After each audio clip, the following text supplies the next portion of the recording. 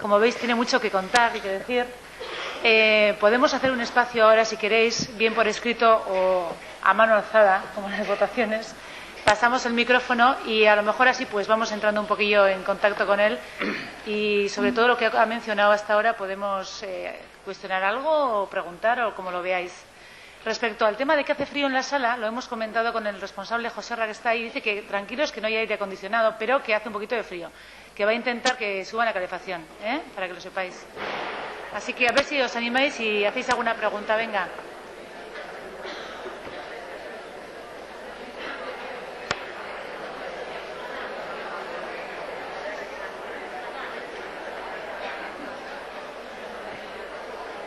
Solo disponemos de un micrófono inalámbrico, o sea que paciencia y poco a poco, ¿de acuerdo?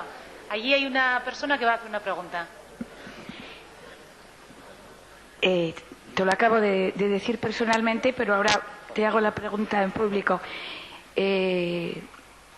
Has hablado de muchos conceptos y te has referido luego en cuanto a personas, sobre todo a los emigrantes y extranjeros.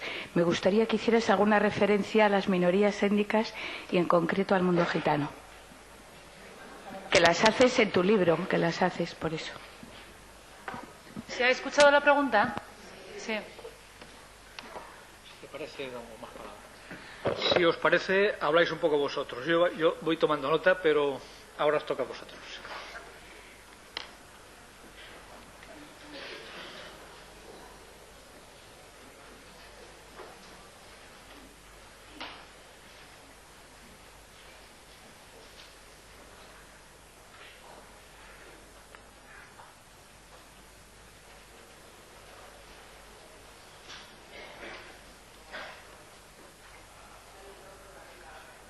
Bueno, ha subido al piso de arriba el micrófono.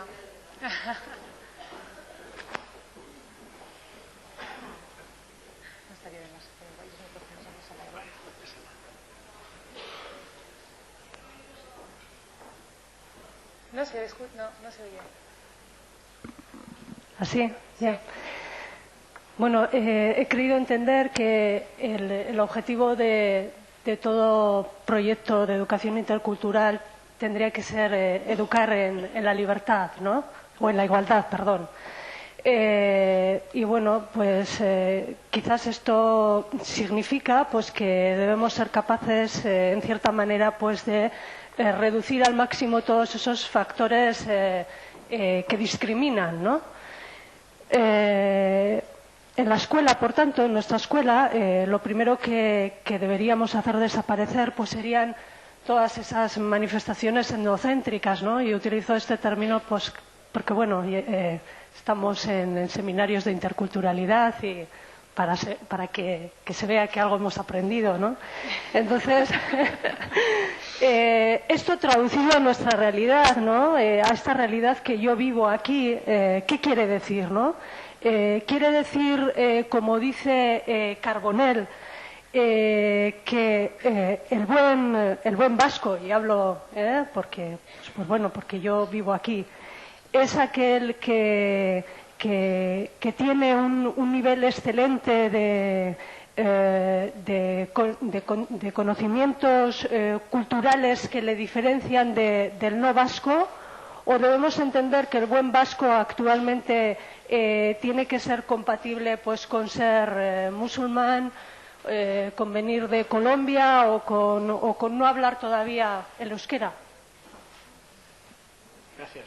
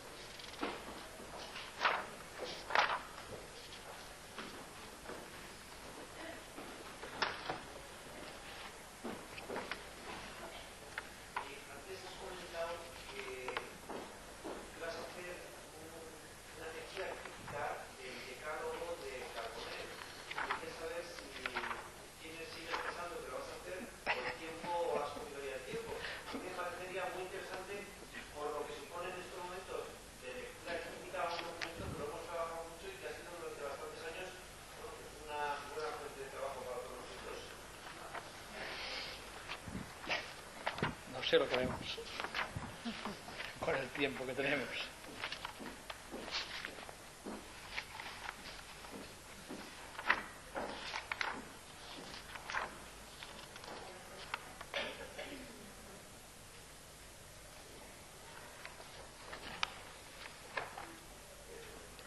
Venga, otra más y ya. Se cierra el turno de preguntas. No, se cierra, no. Por el momento.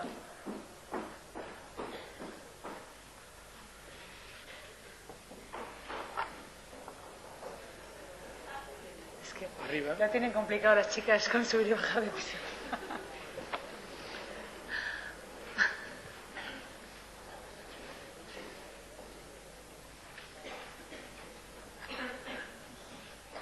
¿Qué van a hacer otra de arriba?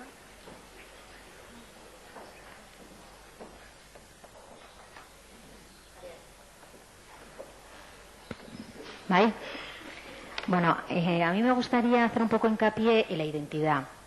Bueno, yo creo, bueno, desde mi punto de vista, es muy importante que, bueno, que un alumno, un chaval, un alumno de nuestra ikastola tenga claro la identidad para poder entender las demás culturas, ¿no? Es decir, yo creo que, como tú has comentado antes, que la identidad es un tema de máxima importancia en la escuela.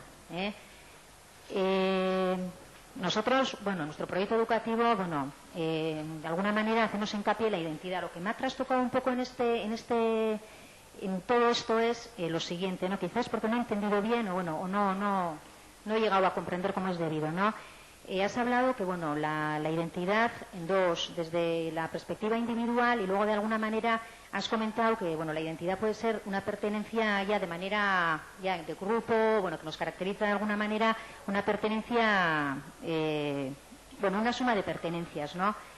A mí lo que no me encaja es lo siguiente.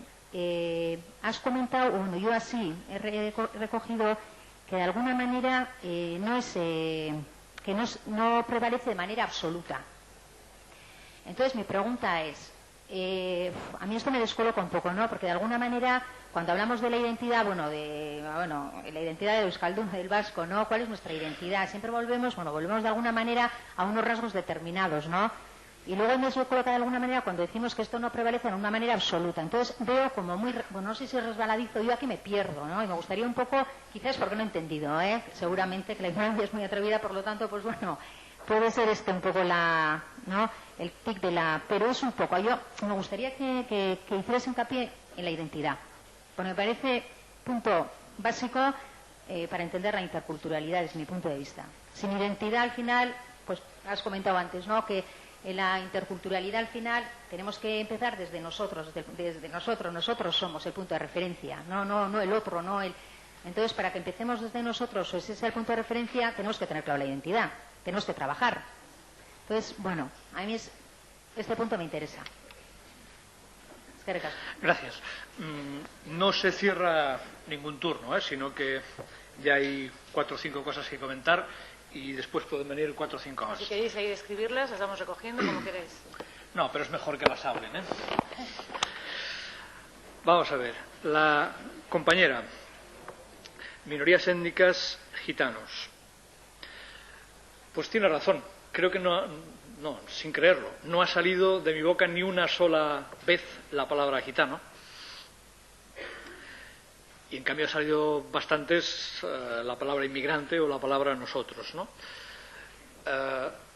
Es cierto que he escrito por ahí, por ejemplo, que hablamos de multiculturalidad y interculturalidad desde hace 20 años, para decirlo así muy rápido, y cuando dije esto en otro foro, pues un profesor salió y dice, pues no, por ahí no vamos bien, porque bilingüismo hace bastante más tiempo que lo hay, y gitanos pues todavía más. Cierto. Y en esto hay que hacer un reconocimiento explícito que en España, no sé si en el País Vasco, pero en España el primer grupo de enseñantes que se ha preocupado y ha trabajado y ha elaborado materiales para trabajar la diversidad cultural ha sido los enseñantes con gitanos. Y que la perspectiva intercultural que nosotros recogemos sí que está no solo incipiente, sino incluso trabajada en estas escuelas y en estos profesores con gitanos. Dicho esto, creo que, de la misma forma que antes decía que debemos aprender de las experiencias de otros países y otros sistemas educativos, creo que también tenemos que aprender, para bien y para mal, de nuestro trabajo o del trabajo que se ha hecho entre nosotros en relación con los gitanos. Vamos a ver. Y en este sentido hay cosas buenas y cosas malas. La semana pasada hablaba con responsables del Departamento de Educación de Cataluña.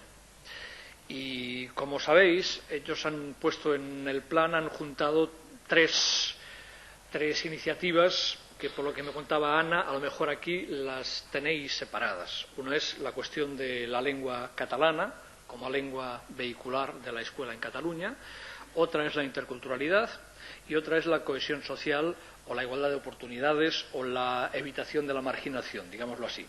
Todo en un mismo paquete.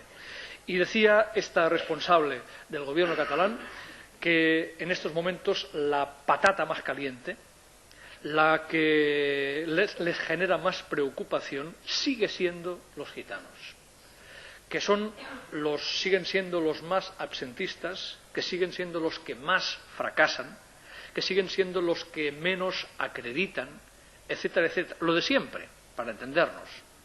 Es decir, en estos últimos años tal vez se ha puesto el acento en los inmigrantes como un reto que había que afrontar y sobre el que no había prácticamente experiencia previa, y se ha dejado a su ritmo, digamos así, el tema gitano. Y aquí hay unas contradicciones y, por tanto, hay unas lecturas que hacer importantes. Lo primero, no sé si tendremos tiempo de abordarlo, es que el tema para la integración, yo sigo reivindicando la palabra integración a pesar de los malos usos que hacemos, para la integración la escuela no basta. Lo urbano, para decirlo muy rápidamente, tiene un peso absolutamente determinante. Lo veíamos también en Francia. Y en cualquier caso, las escuelas empiezan a ser ya un símbolo justamente no de igualación, sino de diferenciación.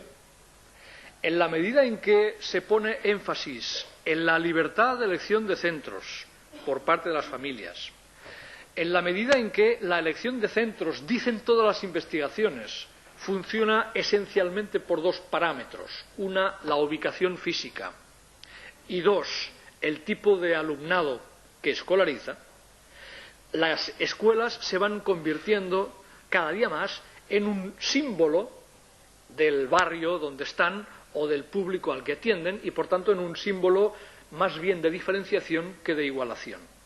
¿Qué quiero decir con eso? Ejemplo de la ciudad de Girona. Decía antes, en la ciudad de Girona hay un barrio 100% gitano. Un barrio que, además, si vais a Girona, no lo vais a ver, porque hay que ir expresamente, está lejos del centro, etcétera, etcétera. Todas las connotaciones de un gueto urbano.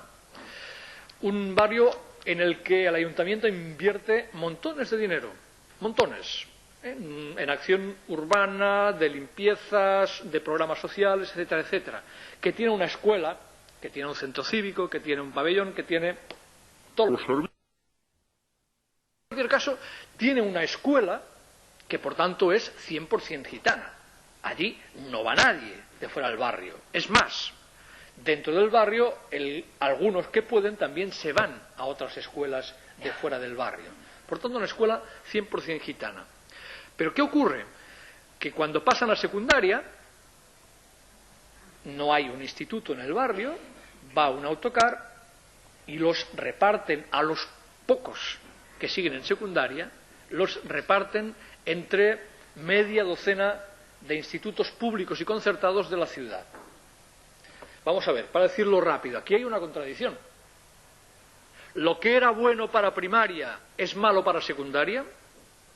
¿Es mejor escolarizarlos en el propio terreno sabiendo que allí van a ser todos gitanos y, por tanto, aquello va a ser un círculo cerrado culturalmente desde este punto de vista y desde la inserción social? ¿O es mejor lo que se hace en secundaria? Es decir, es bueno que estén en los distintos institutos de la ciudad que en las distintas aulas haya también gitanos y no todos los gitanos estén ahí. No nos hemos aclarado. Eso sigue ahí. No nos hemos aclarado, quiero decir, en la ciudad de Girona hay dos políticas contradictorias en relación a ese tema. Hay también más experiencias que tener en cuenta. Por ejemplo, lo de los mediadores. No sé cómo está aquí en Euskadi el tema de mediadores. Cataluña está muy verde, esta es la verdad. Pero en cualquier caso, y este es uno de los puntos polémicos, por ejemplo, del decálogo de Carbonell, Carbonell en este decálogo pues arremete contra el trabajo de los mediadores. Piensa que son más un impedimento que una facilitación. Podemos discutirlo después, pero en cualquier caso, de las experiencias que tenemos de mediación, de mediadores con las comunidades gitanas, de lo que yo conozco en Girona hay más malo que bueno, para decirlo rápido. Más malo que bueno en el sentido de decir, los mediadores son mediadores, no son representantes ni interlocutores de la comunidad, ni son líderes asociativos, ni son pues los recaderos de la administración. Son mediadores que lo que deben hacer es poner en situación de igualdad a los interlocutores que deben resolver o que deben dialogar. En este sentido, Carbonell por un lado, pero también la administración catalana en general, no sé si a propósito de estas experiencias de mediación anteriores, es también bastante reacia, al menos en el campo educativo, a utilizar este recurso que en otros casos ha funcionado estupendamente. ¿Qué más? En cuanto... Sí, mediadores... Vamos a ver. Sí.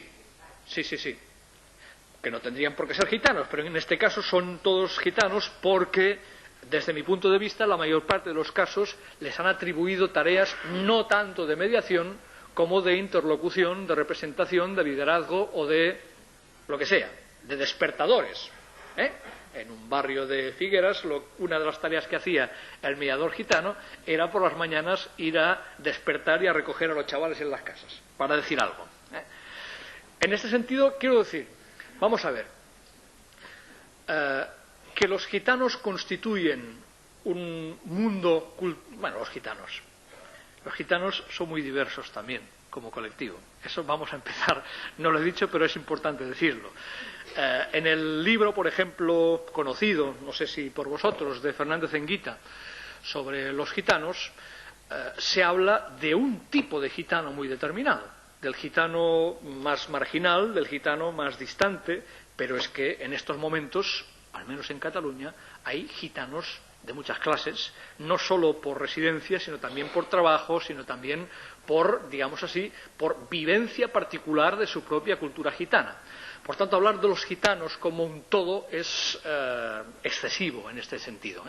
Sí que el gitano que vive en este barrio concreto al que me refería es un gitano que no es único, porque hay gitanos portugueses y gitanos españoles en este caso, pero sí que comparten la marginación en este caso.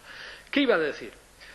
Aquí tenemos un ejemplo claro de que el pueblo gitano, la única manera de garantizar la pervivencia de su cultura ha sido levantar murallas, levantar barreras, oponerse al opayo. Oponerse al opayo, empezando, si quieren ustedes, por la escuela. La escuela como instrumento potente de asimilación, y lo ha demostrado, su potencia, pues era territorio comanche.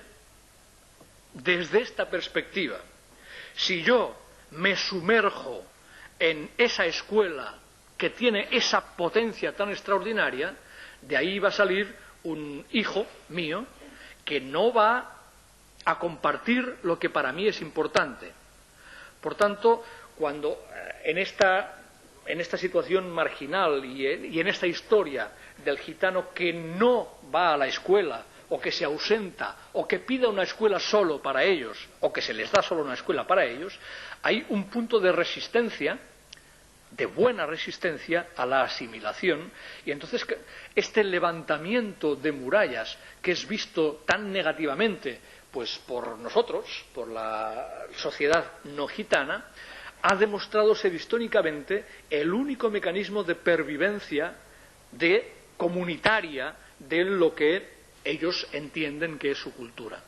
Por tanto, esa lectura que nosotros hacemos negativa, mucho cuidado, porque históricamente se ha demostrado eficaz en este sentido.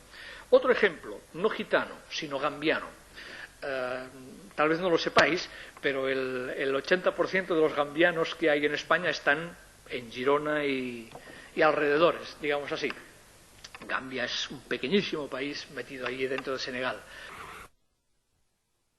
En las escuelas de Olot, los maestros estaban enormemente angustiados en el sentido de que a los 8, 9, 10 años los padres arajoles solían mandar a sus hijos con los abuelos a Gambia. Y pues allí había un dolor y un llanto y un sentimiento profundo de decir, nosotros nos hemos esforzado, nosotros hemos trabajado, estos chavales han nacido aquí, no saben nada de Gambia, incluso a nivel de salud van a sufrir porque viven en un ambiente distinto, natural distinto que el que van a vivir allí, en fin, una angustia tremenda. Pero en cualquier caso, era un sentimiento de pérdida. Nosotros hemos invertido mucho, conocemos a estos chavales y van allí y vete a saber lo que va a suceder con ellos. Y de alguna forma había una demanda más o menos velada, de decir, autoridades que pueden, impidan que estos padres hagan eso. Claro, al lado de esta demanda implícita hay un par de cosas importantes. La primera, hemos dicho siempre, y los documentos internacionales lo dicen, que la educación es asunto de los padres, que el tipo de educación es un asunto que compete a los padres. Y en segundo lugar, que todos los padres, en principio, quieren lo mejor para sus hijos. Y en este sentido creo que debemos interpretar eso. Si para estas familias lo que ellos viven en casa, lo que para ellos es importante, es algo que es imposible aprender en Olot, porque no tienen las condiciones contextuales donde va a ser posible aprenderlo, la única solución que tienen para transmitir aquello que juzgan importante, beneficioso y bueno para sus hijos es mandarles con los abuelos. Por tanto, la lectura que hacían ellos es que estaban haciendo algo absolutamente necesario e imprescindible para sus hijos, para que no se fueran ya de aquello que para ellos era importante. Estamos ahí. En cualquier caso, ¿ha habido algún tipo de negociación con los gitanos? ¿Ha habido algún tipo de fórmula para ver cómo... Vamos a ver, la interculturalidad, cuando se plantea despojada de sus relaciones de poder, y en general así se hace, pues ya sabemos lo que pasa, que el débil se va a hacer puñetas, así de simple. Y en cuanto hablamos de compartir un mismo espacio y un mismo currículum, pues en este caso, en principio, si aquí no se habla de relaciones de poder, lo que ocurre es que lo gitano desaparece. Ya está suficientemente estudiado. ¿Qué sale en el currículum de lo gitano? Pues sale lo marginal, sale... si sale. Desde este punto de vista creo que lo que podemos aprender de este tema es extraordinario, pero en cualquier caso el análisis debe hacerse con todos estos componentes y creo que en estos momentos hay colectivos de gitanos y gitanas, especialmente de gitanas, muy batalladores en este sentido y que ven también un camino para plantear las cosas de forma distinta en este, digamos así, en este paradigma o en este modelo de interculturalidad, donde ellos también pueden verse si se les da capacidad de negociación, si se les trata como iguales, si no se les estigmatiza como cultura atrasada, antimoderna, etcétera, como todas esas cosas. Y en cualquier caso, lo que sea estrictamente, digamos así, estrictamente, si puede hablarse en esos términos, cultura gitana, como todas las culturas, está en evolución y en adaptación a los distintos medios en los que viven. En cualquier caso, creo que tal vez habría que separar identidad, cultura gitana, de lo que es marginación y pobreza, o exclusión, en este caso, que a veces va muy liado, no solo entre los mismos gitanos, sino también en nuestras percepciones y apreciaciones de lo gitano. Pero creo que tienes toda la razón del mundo de que a veces, hablando de currículum intercultural, hablando de inclusión social, podemos olvidar algo que históricamente ha sido el ejemplo más palmario de maltrato y de discriminación que hemos tenido en el sistema educativo, y el ejemplo también más paradigmático de la fuerza homogeneizadora que ha tenido el sistema educativo. Vuelvo a esta conversación que te decía con los responsables del Departamento de Educación. Hay en estos momentos, en Cataluña al menos, una interlocución política y educativa a dos niveles, del gobierno catalán como tal y del Departamento de Educación, con los representantes legítimos de estas diversas comunidades gitanas, con muchos malentendidos de por medio y con algunas reivindicaciones que, digamos así, cómo nos aprovechamos de esta sociedad por una parte, o a ver por qué resquicios nos metemos, y eso hay que deshacerlo, digamos así. Hay que deshacerlo si se puede visualizar que aquí hay un tratamiento igualitario, que aquí realmente se escucha y que aquí la negociación va a ser a dos partes y no va a ser fácil. Pero en cualquier caso, creo que ha habido un cambio en el enfoque de esos temas, propiciado creo que también por este enfoque, digamos, intercultural, donde las diferencias no solo se atribuyen a lo étnico, sino que se atribuyen a otros distintos elementos y pueden, por tanto, negociarse o tratarse en este esquema más amplio. No sé, la segunda, Belén, por ahí arriba. Lo del proyecto intercultural, tú has enfatizado la igualdad, también hemos hablado de la libertad. Creo que los dos encajan, y en estos documentos, volviendo otra vez al decálogo de Carbonell, Carbonell dice muy claro que primero es la igualdad, para decirlo rápido. Los dos estarían en un mismo plano, pero en cualquier caso él dice es imposible trabajar la diversidad si primero no hay una apuesta clara por la igualdad. Por la igualdad quiero decir que todo el mundo tenga las mismas posibilidades, las mismas competencias, los mismos reconocimientos. En este sentido recuerdo el año pasado, en un curso con coordinadores de interculturalidad en Cantabria, donde se trabajaba justamente el decálogo de Carbonell como punto de partida para este trabajo formativo.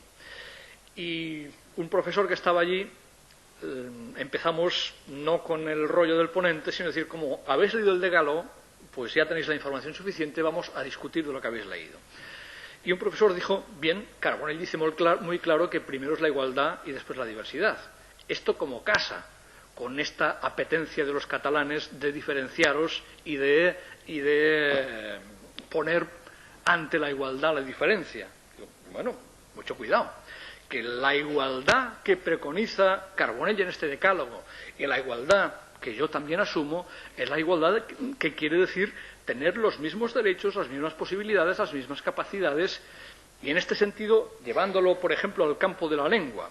Esto lo explica mucho mejor Nacho Vila, desde luego, que es especialista que yo, pero yo lo he aprendido de él diciendo, bueno, eso quiere decir que en Cataluña, que es el territorio, bueno, hay otros, pero hablemos de Cataluña, debe ser posible vivir en catalán, como en Extremadura debe ser posible vivir en castellano.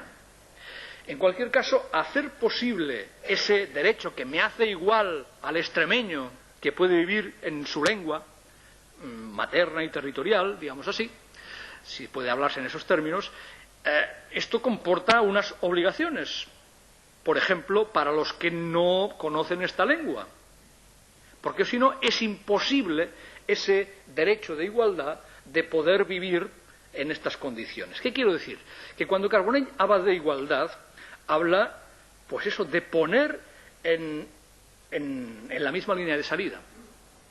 Y por eso cuando habla también de reducir las discriminaciones en los centros educativos, cuando habla de trabajar por la igualdad, y tiene allí un esquema que ya he quitado de en medio, pues creo que lo deja muy claro. Hay que reducir las discriminaciones. ¿Qué quiere decir reducir las discriminaciones? Mucho ojo, porque aquí entran en conflicto derechos, si queremos colocar a todos en la misma línea de salida. Por ejemplo, a nivel puramente de recursos, ¿todos los centros están en las mismas condiciones? A lo mejor en el País Vasco sí. Desde luego en Cataluña no. Así de claro. Ni físicas, ni del colectivo de profesores que hay ahí, ni de nada. Esto es un elemento de igualdad, de punto de partida equiparable. Otro elemento que lo señala Carbonell, y creo que vale la pena señalarlo, lo de la libre elección de centro va en contra de la igualación, porque los mecanismos del mercado ya sabemos a dónde llevan. Llevan a la diferenciación, llevan a que hay escuelas pues donde es apetecible ir y que por tanto, por activa o por pasiva, seleccionan a su alumnado, por activa o por pasiva. A veces es porque ahí quieren autocar, así de simple. Es una fórmula muy sutil de selección, pero en cualquier caso, es decir, si queremos que todos estén en condiciones de igualdad para la educación de calidad y la educación justa para todos, bueno, deberemos, lo digo así entre comillas, limitar el derecho a la libre elección de centro. Porque esto llevado al máximo ya sabemos que lleva la competencia entre los centros a la lucha para obtener los mejores, entre comillas, alumnos y a evitar los peores. Y si además hay evaluaciones estandarizadas y si además se publican, pues yo sé que los malos alumnos me hacen bajar en el ranking. Porque la mercantilización es eso. La evaluación da información a la sociedad, a las familias, a las escuelas, y esta información es la que yo necesito para poder elegir con conciencia y con conocimiento el centro. Por lo tanto, ranking. Eso está clarísimo. Por tanto, las políticas que potencian eso es un derecho, desde luego. Yo quiero poder decidir lo que hago con mis hijos. Claro que sí. Por tanto, es muy complicado ver cómo se lucha con eso, pero entre profesionales yo creo que puedo simplificar y decirlo así de claro. La potenciación de la libre elección de centro, así, a palo seco, sin más restricciones, va en contra de los objetivos de situar en condiciones de igualdad para tener una educación de calidad para todos. Y, desde luego, para los objetivos de convivencia social, si es que esto se considera prioritario. Pero no solo es eso. Es decir, cuando se habla de reducir las discriminaciones hay que meter más cosas. Es lo mismo estudiar en un grupo A o 1B o 1C o 1D en grupos de nivel. ¿Esto es situar a los alumnos en pie de igualdad? También hay investigación hecha. Los grupos A, B y C pues pueden ser vistos como que mejoran la eficacia de las enseñanzas, pero en cualquier caso también sabemos que los resultados de los, entre comillas otra vez, buenos alumnos no son muy distintos en función de su escolarización en estos tipos de grupos. Los que sí son distintos son los que se escolarizan en grupos C o D, en grupos de malos malos, con plena conciencia de malos malos. Es decir, priorizar la igualdad no quiere decir hacer lo mismo para todos. No quiere decir la meritocracia clásica. No quiere decir lo que dicen muchas veces los maestros. Aquí tratamos a todos por igual. Pues mal hecho, porque resulta que no son iguales. Si tratamos a todos por igual, resulta que somos injustos en este sentido. Y, por tanto, también podemos decir lo contrario. Las adaptaciones a la diversidad a veces son adaptaciones a la desigualdad.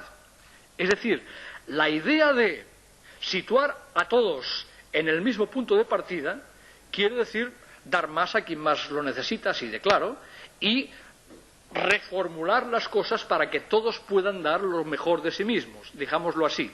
Y entonces es ahí donde entran lo que Belén decía, esta reducción de las desigualdades. Tú introducías otro elemento. Vamos a ver, ¿qué vamos a hacer para generar más igualdad? Pues, desde mi punto de vista, se puede resumir muy rápidamente. Debemos dar una educación de calidad para todos. Después deberíamos hablar de calidad también. Vamos a hacer una educación más científica para todos. Y lo digo así, más científica. Porque las ciencias que trabajamos, ciencia y tecnología, es imperdonable, yo qué sé. Es imperdonable que no solo los estudiantes jóvenes, que nosotros mismos, Yo no sé, vosotros, yo soy de letras, ya voy a reconocer mi mi problema gordo, ¿eh? Pero mi concepción de cómo funciona el móvil es mágica. Lo digo así de claro. Pero no solo el móvil, también podría meter ahí la televisión, ¿eh? Es decir, herramientas y mecanismos de uso cotidiano que manejamos nosotros, que manejan nuestros alumnos, que aprenden leyes 1000, físicas y químicas, sirven para poder dar una explicación científica, más o menos científica, de cómo funcionan estos instrumentos, estos mecanismos. Hombre, desde mi punto de vista esto es de juzgado de guardia, digamos así. ¿De qué sirve estudiar leyes científicas? Oye, soy de letras, pero he sacado muy buenas notas de física, ¿eh? Mucho cuidado, porque sabía resolver los problemas y aplicar las fórmulas correctas. Pero desde luego, si el coche me hace puff por ahí, pues va a venir el RAC o el RACE a resolverlo, porque yo ni cataplum en este sentido. ¿Qué quiero decir? Que la formación científica y tecnológica que en general se da en las escuelas es una formación científica y tecnológica que no modifica las concepciones ni las comprensiones científicas de la realidad. Y en este sentido, esta disociación entre lo que hacemos en las escuelas como trabajo científico y las interpretaciones mágicas o sencillamente anticientíficas de la realidad que hacen nuestros alumnos, esto es flagrante. Desde mi punto de vista, la igualación también quiere decir eso. Igualmente que si tenemos tiempo, lo de la justicia curricular que decíamos antes. La justicia curricular quiere decir sencillamente esto, que la cultura que se legitima y que se propone en el currículum y en los libros de texto es una cultura mucho más próxima a determinados alumnos que a otros. ¿Por qué va a ser más importante, yo qué sé, saber clasificar los minerales, pues que saber qué hacer con estos minerales o qué propiedades tienen? ¿Cómo va a ser más importante, yo qué sé, clasificar a los animales, clasificarlos en la clasificación clásica, que saber cómo viven, cómo comen, cómo son, en fin, lo que hacen los alumnos de los arrabales, pues que destrozan y les hacen 1000 maledicencias a los animales, pero que desde luego los conocen bastante mejor que aquellos que solo los han visto en los libros de texto? Es decir, creo que debemos replantearnos lo que es la cultura escolar para hacerla, pues esto justamente, más científica, más funcional, de más calidad, y en este sentido veremos que de muchas cosas estos malos alumnos, pues como dice Gardner, en las inteligencias múltiples, pues nos demuestran una inteligencia de la que a veces carecemos nosotros, que tenemos la etiqueta de ser, pues eso, muy inteligentes y muy buenos. Hablabas también del etnocentrismo y de las oportunidades. Bueno,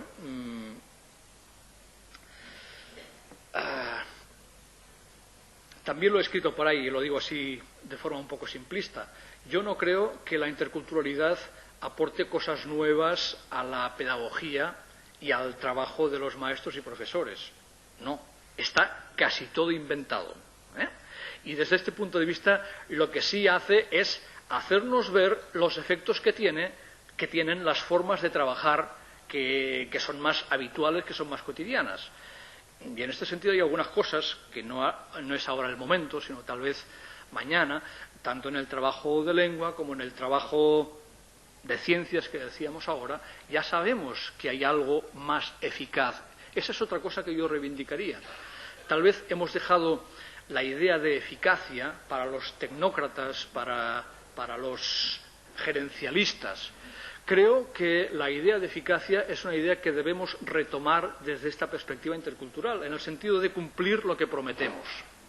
Si prometemos garantizar una cultura mínima común para todos, si garantizamos que cuando salgas de la escuela obligatoria vas a tener aquellas competencias necesarias para funcionar como persona autónoma en la sociedad, pues bueno, este es un compromiso público.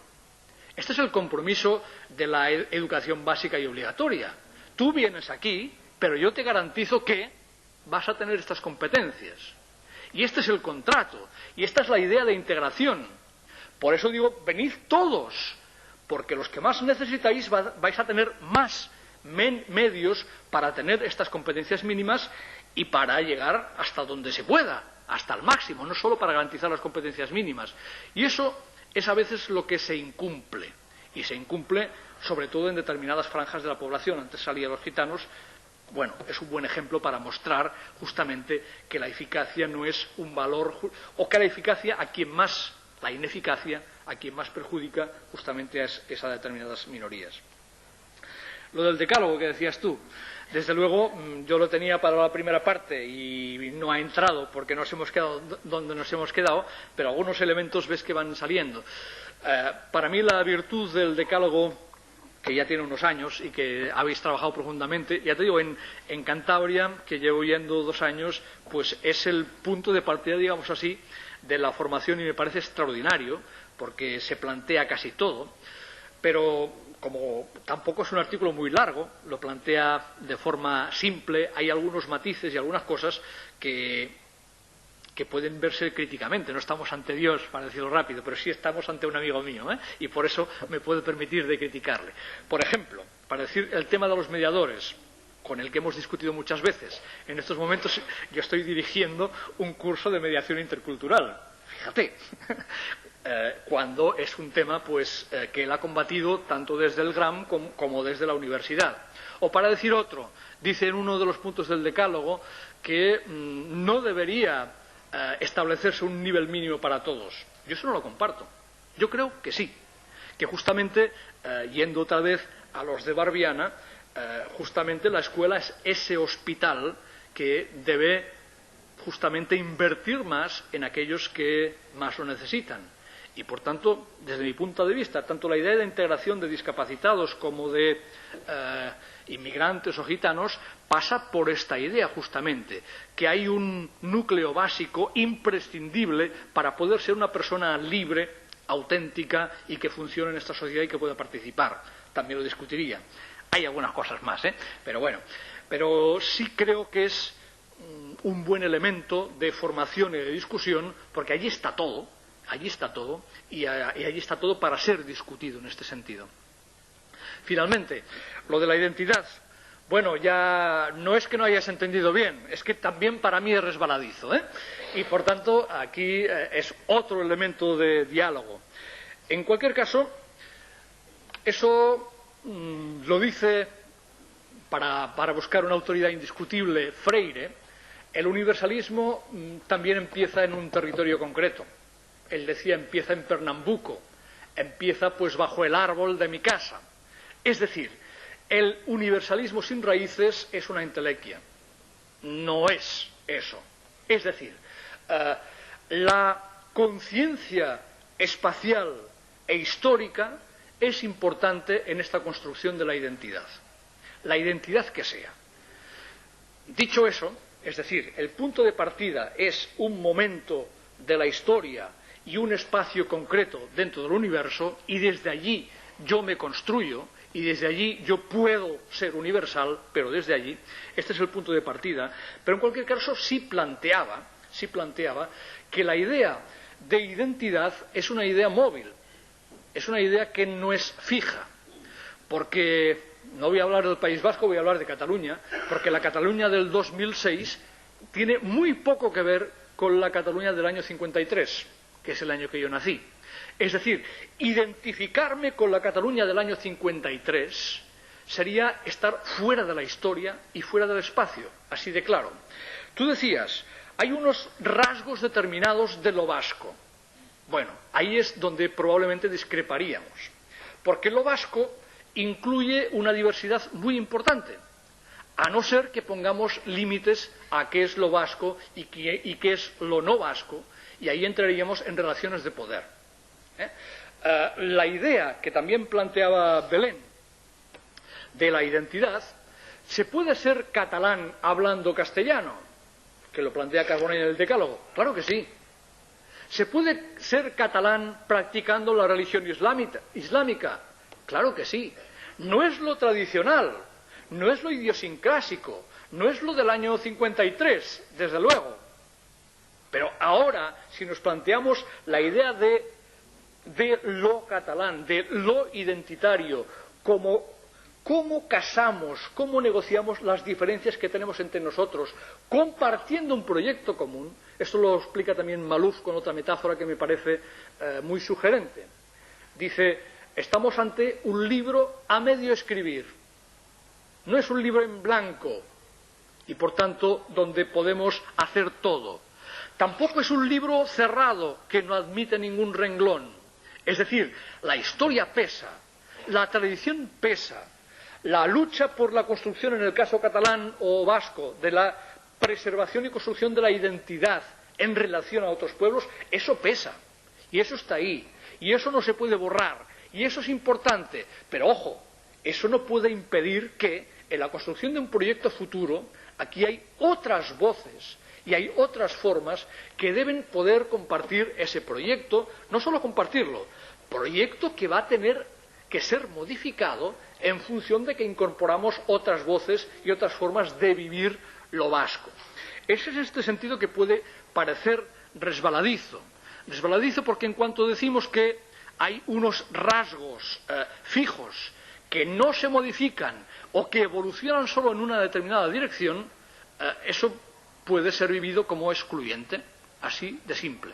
Y en este sentido, si después tenemos tiempo, en Cataluña hay en estos momentos un debate no muy vivo, pero sí a varias voces, un debate curricular, un debate de cuál es, pero no solo en Cataluña, en Francia, por decir otro ejemplo, a raíz del informe Teló, se está planteando cuál es este zócalo, este socle común que debe garantizar la escuela francesa.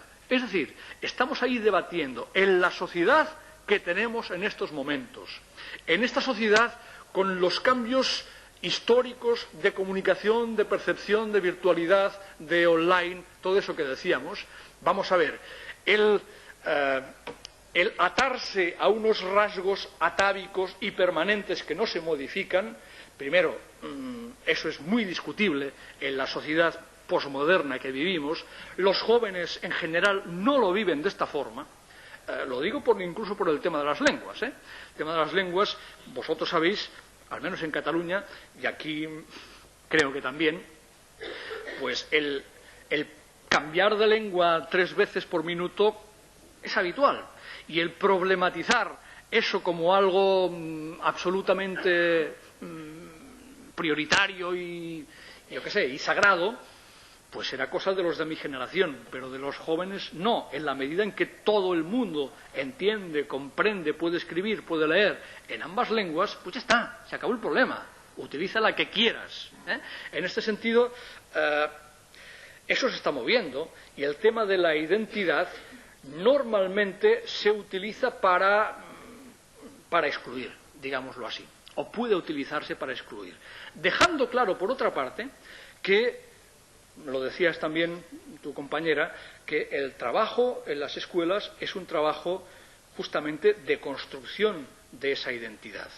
Y en la construcción de esa identidad nosotros sí debemos tener ideas claras sobre lo que es identidad, sobre si rasgos determinados o rasgos no tan determinados, sobre cómo comprender no solo la realidad vasca, cómo comprender el mundo en el que vivimos, porque claro, hablar de lo más próximo, ya lo sabéis vosotros, puede ser más próximo, yo qué sé, George Bush que el alcalde de Donostia, para muchos de nuestros alumnos, para hablar en términos políticos, o puede ser más próximo, yo qué sé, lo egipcio de los faraones que la República o el franquismo, para decirlo rápido, en términos históricos. Es decir, que lo cercano, los principios estos tradicionales de la didáctica, de primero lo cercano y después lo lejano, eso está en movimiento extraordinario, de forma que... Pero en cualquier caso, para rematar desde mi punto de vista este tema, primero, la construcción de la identidad debe partir de un espacio y un tiempo concreto. Y eso es importante.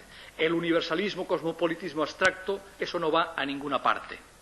Pero dicho eso, las identidades, la identidad, en la medida en que es la suma de muchas pertenencias y en la medida en que la identidad no es un todo fijo e impoluto y designado pues por quien sea, por los ancestros, sino que es algo que evoluciona con el tiempo, con la historia y con el espacio donde estamos, pues mucho cuidado, porque en lugar de trabajar para esa identidad positiva y este autoconcepto positivo de los individuos y de los pueblos, y para esa convivencia posible con gentes diversas y con pueblos distintos, en el marco que sea, en el País Vasco, en España, en Europa, en el mundo, pues ahí a veces la identidad se utiliza como un arma que trabaja a veces a favor, a veces en contra de estos objetivos. En cualquier caso, termino este diálogo como lo empecé. Para mí también es un tema complejo y resbaladizo y, por tanto, sobre el que habría que dialogar más entre nosotros y entre vosotros. No sé si te parece que ya vale. Que ya vale. Que ya vale. No quería decir eso, pero bueno. Vamos a ver. Yo os cuento lo que tenía ahí y la decisión que voy a tomar sobre la marcha. En la medida en que aquí estáis no solo profesores de refuerzo lingüístico, sino también representantes de equipos directivos, etcétera, etcétera, habréis segunes, yo quería hacer una pequeña aportación que hacíamos justamente con Nacho Vila en este plan que se ha puesto en marcha Cataluña hace un año y medio. Una de las ideas clave es que la inclusión, que la integración es un asunto del centro educativo, no de los profesores de refuerzo lingüístico, no de los coordinadores de interculturalidad, no de los psicopedagogos, sino que es un asunto del centro.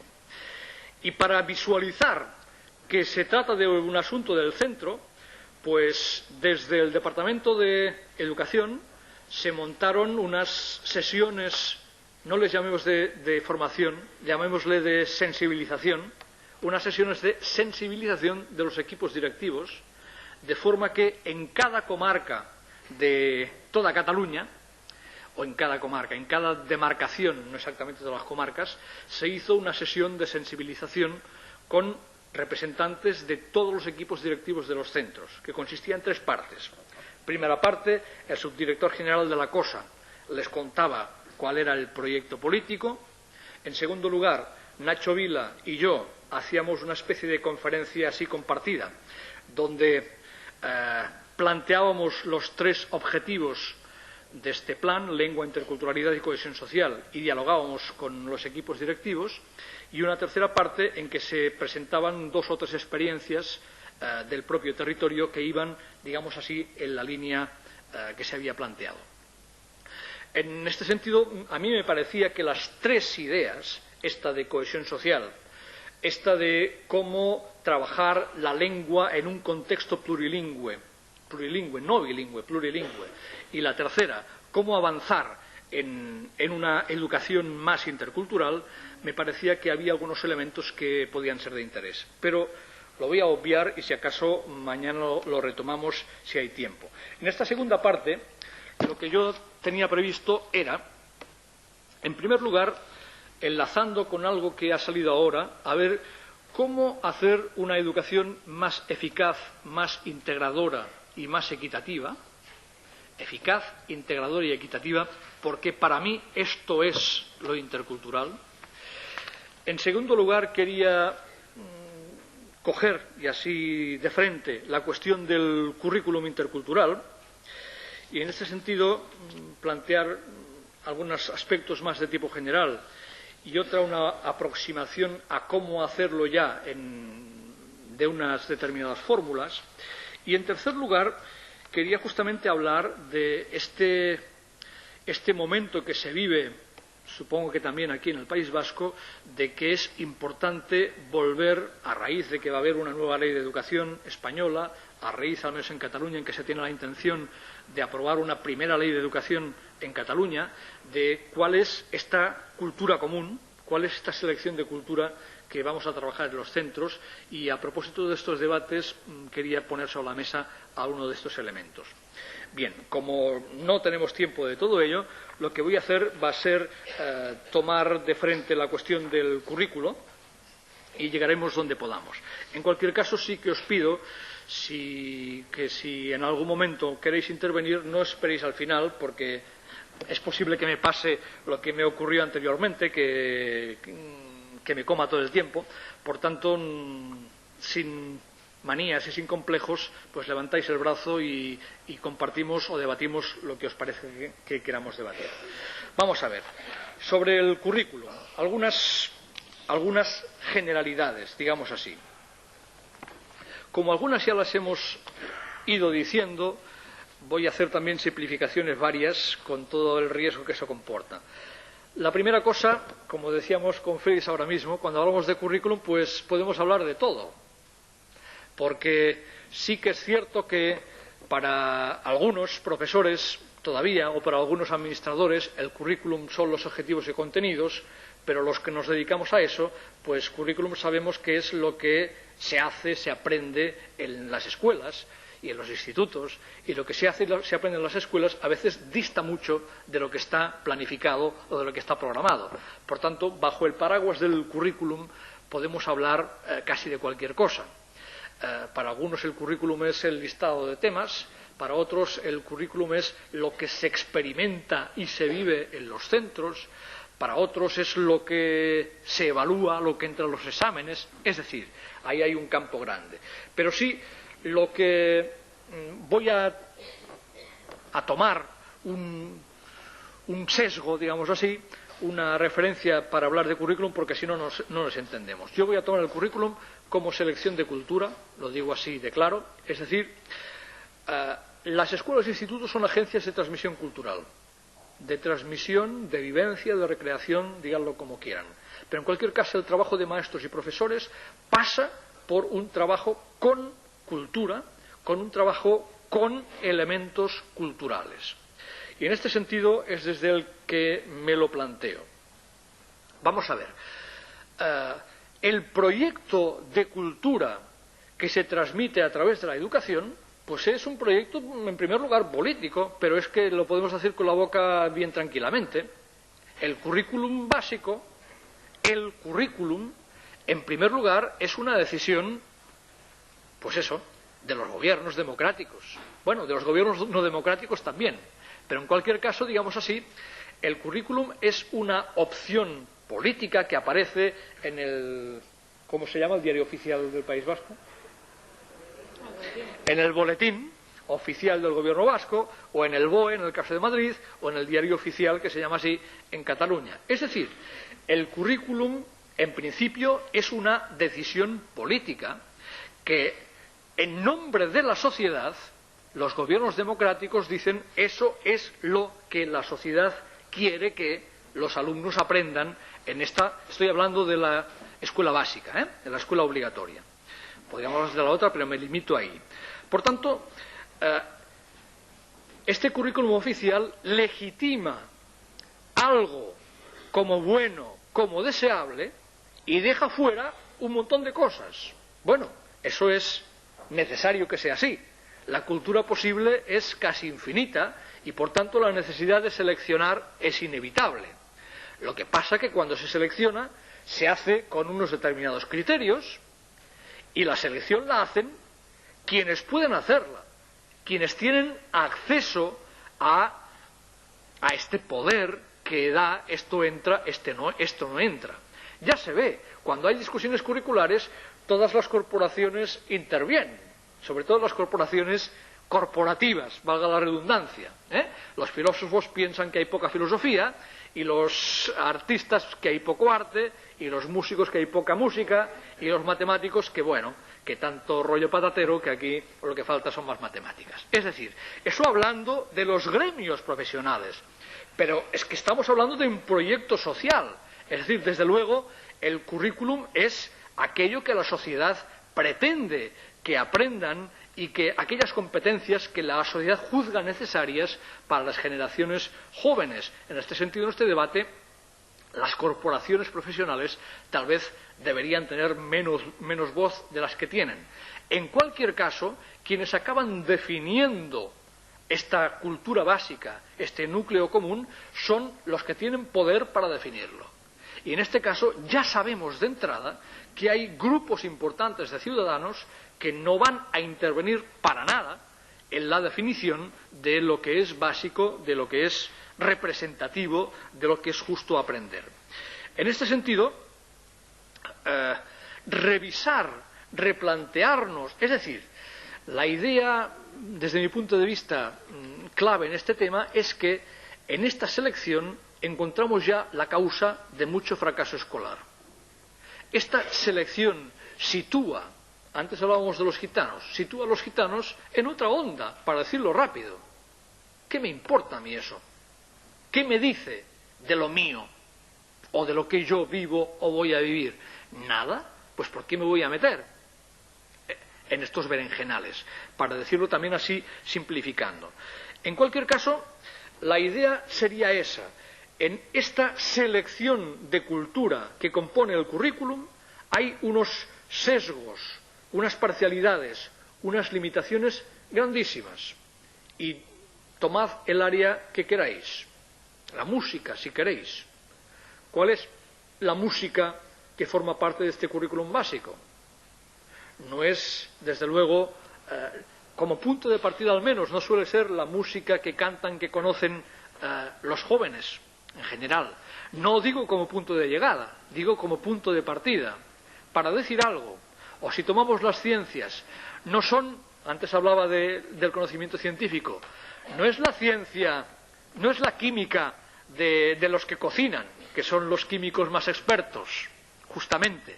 No es la ciencia o la tecnología que usamos en la vida cotidiana. Es un remedo de aquello que se hace en las universidades. Pero ¿eso es la cultura necesaria para vivir en la sociedad que sea? ¿Para vivir en la familia, en la casa, en la calle? Podríamos discutirlo. Es decir, se ha formalizado una cultura común, que es una cultura que no está tanto pensada para poder funcionar, participar y sacar adelante la vida de cada día, sino que está pensada, casi diríamos así, en función de los que van a seguir en el sistema educativo, o dicho de otra forma, de los que van a ir a la universidad. Y aún así, porque vosotros recordaréis, al menos yo lo he hablado una vez aquí, no sé si con vosotros, este libro que no habla de educación intercultural, sino que habla de currículum, es el libro de Vera y Esteve, el examen a la cultura escolar, pues donde, bueno, cuento la anécdota para que veáis por dónde va la cosa. Se trata de estos profesores andaluces hicieron una investigación financiada en que recogieron exámenes de ESO de diversos institutos andaluces y con estos exámenes confeccionaron, partiendo pues de la taxonomía de Bloom, confeccionaron un examen, digamos así, de letras y otro de ciencias, y lo pasaron a los estudiantes de últimos cursos de universidad, de diversas carreras. Es decir, a los mejores alumnos, a los que habían superado todos los obstáculos y trabas y que habían llegado al quinto. Ya se pueden imaginar, pues que la mayoría abrumadora suspendió esos exámenes, como lo suspenderíamos nosotros probablemente. Al menos uno de los dos. ¿Cuál es la conclusión que sacan Vera y Esteve? La conclusión que sacan es que incluso para los que siguen en el sistema educativo, para los mejores estudiantes, lo que se les pide en los exámenes, que es escanciado aquella cultura mínima común, pues se ha demostrado que no es útil, que lo han olvidado, que no les ha servido ni siquiera para funcionar en el sistema educativo. Ya sabíamos que no funcionaba para la vida cotidiana, pero es que ahora saber que no funciona tampoco para los que han seguido en el sistema educativo, eso debería hacernos reflexionar. Digo, fijaos, no es una investigación que habla de educación intercultural, habla de currículo. Bueno, eso debería hacernos pensar. ¿Qué dicen Vera y Esteve? Pues eso, que los sesgos nacionales o nacionalistas de los currículas, pues son los que son. Que la literatura importante en España no es la misma que la literatura importante en Rumanía, y que la historia no de España, sino la historia universal que se estudia en China, tiene muy poco que ver con la historia universal que se puede estudiar pues aquí. Es decir, el currículum pretendido común, o si hablamos a nivel, antes decíamos, de Unión Europea, pues podríamos decir algo. En cualquier caso, fijaos, otra vez estamos en lo mismo. El currículum es un proyecto político que está ahí también para crear una determinada identidad. Retrotraigámonos, ya no sé lo que hago, a la discusión de las humanidades. La discusión de las humanidades era una discusión política. La discusión política es, ¿somos una España patrio común o somos unas naciones distintas que compartimos pues un mismo espacio, un mismo proyecto político? Y en función de lo que contestemos, el currículum de Geografía e Historia de Ciencias Sociales será uno o será otro. Así de simple. Bueno, no escondamos las cosas. Cuando hacemos debate curricular, estamos también haciendo debate político. Si decimos que nuestro espacio, nuestro horizonte, nuestro Internet es el mundo, vamos a ver, la mayor parte de los jóvenes de instituto no son capaces de pensar que el Irak tan desgraciado de hoy es la Mesopotamia tan precursora de la civilización occidental que se estudia o se estudiaba pues en los libros de historia, para decir algo. ¿Cómo? Vamos a ver, para decir algo mucho más, para mí, mucho más significativo. ¿Cuál es la lección que he extraído yo de mi formación universitaria y no universitaria? Pues que filósofos en África no hay. Bueno, sí, San Agustín, que era de Hipona, pero no, africanos no hay. Pero yo no recuerdo ni un solo filósofo africano. La conclusión es fácil, estos tíos son tontos de remate. Pero es que no solo, para decir algo, no solo no hay filósofos, hay arquitectos. Debe haber. Pero es que podemos incluso ir más allá. ¿Tienen historia esos tíos antes de que llegáramos nosotros? No deben tener. Porque por ningún lado ha salido. Es decir, la idea que me ha quedado de mi larguísimo currículum escolar, pues es que es esa, que la cultura de verdad, que el progreso en todos los ámbitos tiene unas dimensiones habrá excepciones, pero son excepciones. Bien, eso es lo que debemos plantearnos. Estamos hablando de un mundo globalizado. Estamos hablando de una comunicación y de un transporte, bueno, que el Ryanair y lo que sea, pues la movilidad es extraordinaria. Bien, el currículo está preparando para este mundo. Tenemos África o Latinoamérica aquí, al lado de casa. ¿Qué sabemos de esta gente? Aparte de que nosotros fuimos a civilizarlos. Sería que eran poco civilizados y que no lo hicimos muy bien porque siguen así un poco salvajes, ¿no? Pero bueno, estoy simplificando y tal vez frivolizando, pero creo que podemos decir que como sustancia de lo que ha quedado de esta formación son ese tipo de cosas. Bien, eso es el currículo, Eso es el currículo. No solo sesgos nacionalistas, decía, poca relación con la realidad. Vamos a ver, con la realidad podemos hacer una aproximación a la realidad mucho más concreta, con la actualidad. El otro día mi mujer es maestra, matrimonio pedagógico, como veis. Les voy a decir más, esto ya entra en el campo ya de la pura, ¿cómo se llama? Chafardería, ¿no? ¿Sí? Sí. Bueno, era mi practicante cuando yo estaba en la escuela. Bueno, decía, me contaba que tuvieron encuentro institutos y escuelas del pueblo donde ella trabaja como maestra. Y allí, de los maestros, de los profesores de instituto, salió una idea interesante, es decir, vamos a ver, ahí, en los programas que tenemos, resulta que nos encontramos en cuarto de eso, en que estos chavales no han oído hablar nunca del franquismo, por decir algo, o de la transición. Es decir, si han tenido elementos de Edad Media, si han tenido elementos de romanos y griegos, si han tenido elementos de lo que quieran, de Revolución Francesa, pero de la historia más reciente, muy poquita cosa.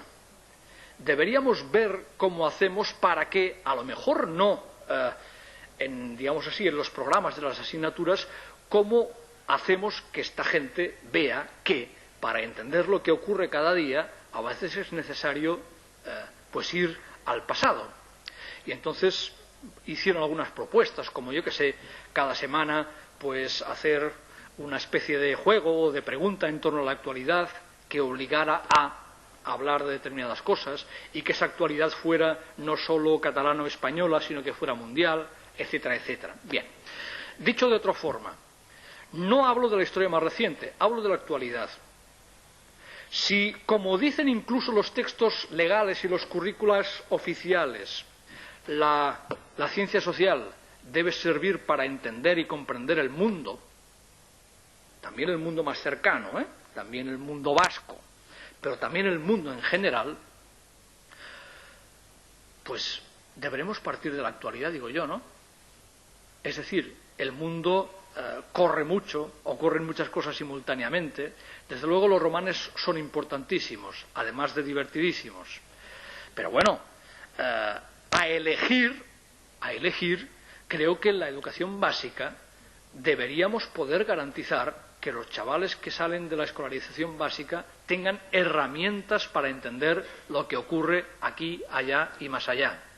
Que para entenderlo probablemente deberemos hacer excursiones e incursiones históricas y geográficas lejanas en el tiempo y en el espacio. Pero debemos plantearnos el punto de partida, porque si no hacemos un mal servicio a el objetivo de la educación. Eso tiene muchos problemas, porque la actualidad no está en los libros de texto, para decirlo rápido. Y entonces esto nos genera muchos problemas. Pero después nos llenamos la boca de Internet y de tecnologías. Tenemos múltiples formas de acceso a la actualidad. No solo eso, tenemos múltiples lecturas de un mismo fenómeno, que eso es extraordinario para trabajar la interculturalidad. Entonces, ¿cómo va a ser que dejamos pasar la oportunidad? ¿Qué priorizamos en el conocimiento social? ¿Lo del pasado? A lo mejor eso puede tener que ver con lo que antes discutíamos de la identidad. A lo mejor, si queremos transmitir una identidad ancestral y más o menos estática, nos interesa seleccionar determinados momentos históricos, siempre, pues, donde el protagonismo somos nosotros y los malos son los demás. Así se crea la identidad en todas las partes, en todos los sitios. Si queremos crear este tipo de identidad, sabemos la fórmula. Si queremos crear identidad y queremos ayudar a vivir en el mundo actual, tal vez deberemos hacerlo a partir de otros parámetros y de otras líneas. Pero es que antes lo decíamos también, el multiculturalismo interno de cualquier sociedad está presente en el currículo. Antes hablábamos de los gitanos, no está presente. Pero no solo de los gitanos, el feminismo ha hecho un trabajo extraordinario, teórico, práctico todavía, pienso que insuficiente. Bueno, sabemos que a través del currículo también se transmite la idea de que la historia la hemos hecho los hombres, y la ciencia también. Pero no solo eso, sino que en el momento actual algunas diferencias de género se reproducen, a veces involuntariamente, porque hemos sido socializados en este esquema y por tanto lo transmitimos, hombres y mujeres. Es decir, la idea esa de que hay colectivos marginados, mal representados, maltratados en el currículo, para el tema de las mujeres está claro, pero el tema de la clase social igual. Los pobres por ahí no aparecen, o aparecen poco, como objetos de la historia, no como sujetos. Es decir, hay gentes no representadas, no presentes en lo que se juzga como elemento interesante, como elemento necesario para vivir en este mundo. Finalmente, muy poco funcional. El currículo se ha formalizado tanto, especialmente el currículo científico y tecnológico, que esto también aleja no solo a determinados alumnos, sino también a determinadas familias. Aquí hay un problema dicen quienes han estudiado eso, de alteridad. Algunas familias ven la escuela como algo absolutamente ajeno, de otro mundo, que no tiene nada que ver ni con su vida ni con el trabajo que van a hacer estos chavales. Y entonces se genera, esto puede tener dos consecuencias. Una es un respeto sagrado, como aquello es tan lejano a mí, tan importante, tan sagrado, pues yo qué sé, ni acudo a las reuniones. ¿A qué voy a ir si hablan de otras cosas, si yo no entiendo lo que hablan? Puede generar este, digamos así, respeto que distancia, pero puede generar también la resistencia activa. Es decir, a mí me meten ahí cosas que ni me interesan, ni me importan, ni me van a servir para nada, entonces pues resisto y me defiendo como puedo. A veces son los alumnos, a veces son las mismas familias, pero la idea es la misma. Debemos tener presente eso. A veces en nombre de la pedagogía, a veces en nombre del futuro universitario, hemos dado tal formalización, tal artificialización al currículo, tan poca proximidad a aquello que forma parte de sus vidas, que forma parte de sus necesidades, que forma parte de lo que viven fuera de la escuela, pues que se vive como un mundo escindido. Lo que sirve para la escuela no sirve para la vida, y por tanto, si además yo en la escuela voy mal, no me interesa, fracaso, lo que sea, pues ¿para qué me voy a esforzar, digamos así? En este sentido, hay una reivindicación de lo utilitario, de lo funcional, de el ligar, o como mínimo partir de aquello que conocen, que viven, que forma parte de su vida cotidiana, justamente para hacerlo más científico. Para eso en ciencias naturales se ha trabajado desde hace muchos años, la idea de las concepciones previas, aquello de hacer dibujar a los chavales, yo qué sé, ¿qué pasa con el mendrugo de pan cuando te lo metes en la boca? ¿Cuál es el recorrido que sale? Bueno, nos están mostrando cuál es su concepción científica de las cosas, y a partir de ahí podemos trabajarlo y podemos modificar esta concepción científica. O como decía el otro, vamos a ver, sabemos perfectamente que es erróneo desde el punto de vista científico esto de que el sol sale por el este y se pone por el oeste.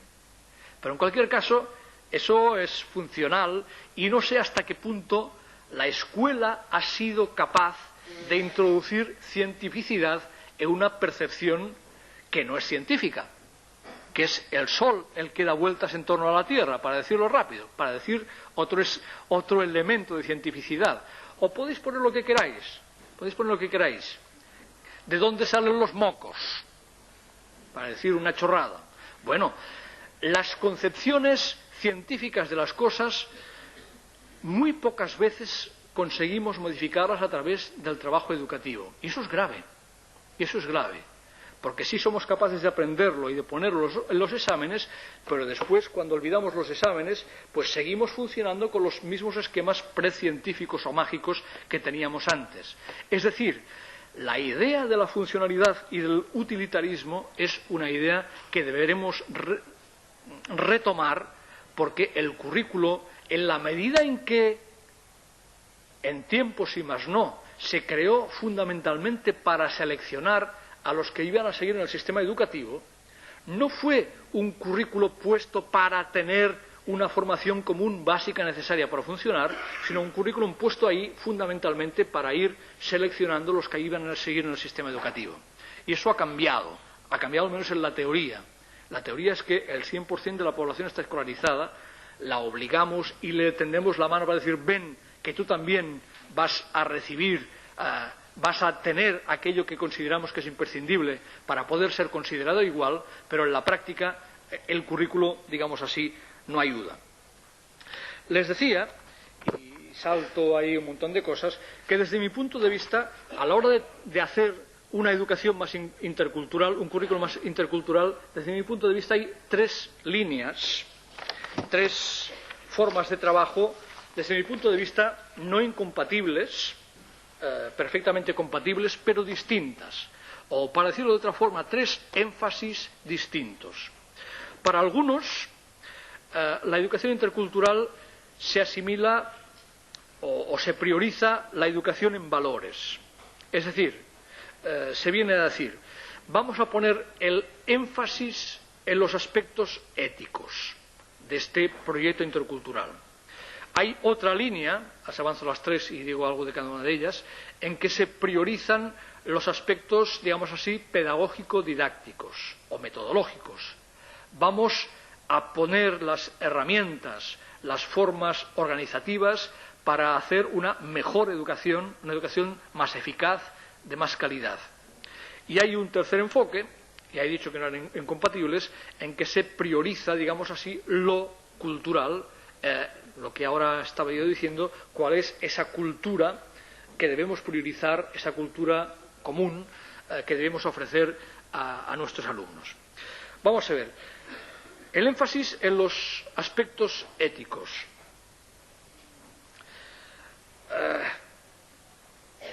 La educación para todos, que es, como sabéis, un proyecto de la Ilustración, un proyecto para liberar a las personas y para liberar a los pueblos, para liberarles de las supersticiones, de la magia, de los poderes, en fin, de todo aquello que les impedía ser libres a nivel personal y a nivel colectivo. Y de aquí el objetivo. La liberación debía conducir, la razón debía conducir al libre albedrío, a la autonomía personal, y la liberación colectiva debía conducir a la democracia como contrato social de ciudadanos libres. Es decir, el objetivo de la educación para todos era justamente un objetivo que podríamos llamar moral, de liberación. Pero en cualquier caso, eso ha quedado un poco en entredicho, en la medida en que la escuela estos últimos tiempos y más no ha priorizado otros elementos, mientras hay una demanda social importante de que eso falla y que eso hay que trabajarlo. No es un tema nuevo. Les voy a leer un pequeño texto de Freinet, el pedagogo francés, escrito en los años 60, pero desde mi punto de vista que puede ser perfectamente vigente. Decía así: la escuela no puede desinteresarse de la formación moral y cívica de los alumnos, porque sin ella no puede haber formación auténticamente humana. El desinterés de la escuela por la formación moral y cívica de los alumnos es una incidencia reciente, hija del cientifismo. A comienzos del siglo XX, decía él, se creyó que las realizaciones técnicas y el aumento de los conocimientos harían al hombre auténticamente mejor. Démosle una cultura y su potencial de moralidad mejorará. Hoy día todo el mundo sabe que es falso que las personas instruidas sean de una moralidad y de un valor cívico superiores. El espectáculo alucinante de las últimas guerras, se refiere a las guerras mundiales, el más monstruoso todavía de los campos de exterminio y de los crímenes nazis, la práctica corriente después de torturas científicamente perfeccionadas, la amenaza permanente de una destrucción atómica han convertido en flagrante una constatación que hasta hace poco parecía iconoclasta. No, los conocimientos, la falsa cultura, la ciencia y todos los descubrimientos técnicos derivados de ella no son automáticamente factores de progreso humano, moral, social y cívico. Todo está por hacer o por rehacer, y esta renovación no puede abordarse con la pedagogía antigua, por medio de lecciones y prédicas, ni solo con ejemplos. La moral es como la gramática. Podemos conocer perfectamente las reglas, pero a un tiempo ser incapaces de aplicarlas en la vida cotidiana. La moral nos enseña, se vive. Si es así, es preciso hacer vivir a los niños en un ambiente normal y rico, un ambiente a la medida de aquel otro ambiente donde en el futuro deberá resolver los problemas urgentes. Debemos superar la escolástica y crear un medio humano donde el niño se acostumbre a actuar como un hombre y como un ciudadano. Como veis, incluso el lenguaje es sexista, propio de los años en que escribió Freinet, pero la idea creo que es potente. Antes decía, lo de aprender a vivir juntos no viene solo. Yo no sé si compartís la idea de que este es uno de los aprendizajes más necesarios de la escuela y de la sociedad que estamos viviendo ahora, justamente porque vivimos en sociedades muy plurales, justamente porque vivimos en sociedades, yo diría que más libres que nunca. No sé si lo compartís, pero así lo digo. Justamente por eso, la construcción de las identidades es más complicada, porque los referentes buenos son muy variados. En mi educación familiar la cosa estaba muy clara. Había una confluencia de la parroquia, de mis padres, de la escuela. Lo bueno estaba muy claro que era lo bueno y que era lo malo. Podía tomarlo o rechazarlo, pero siendo plenamente consciente de que era lo bueno o lo malo.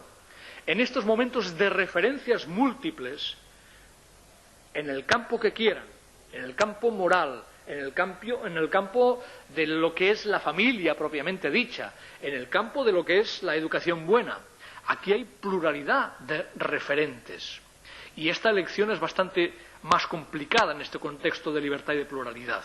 Decía antes, si la libertad y la pluralidad genera conflictos.